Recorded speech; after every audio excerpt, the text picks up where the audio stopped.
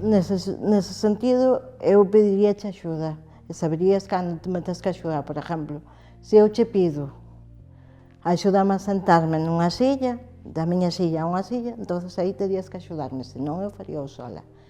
Pero non tes por que axudarnos se nós non che pedimos axuda.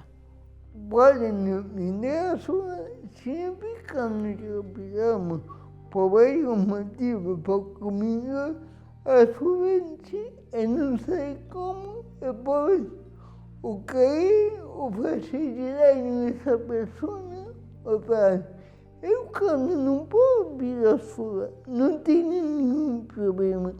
Agora, se eu posso, só faço eu.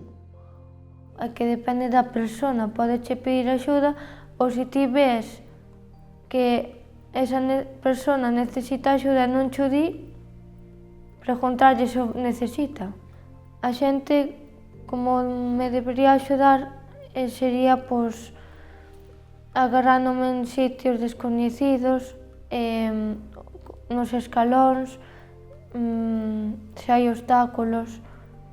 A min gústame que me axuden cando pido axuda.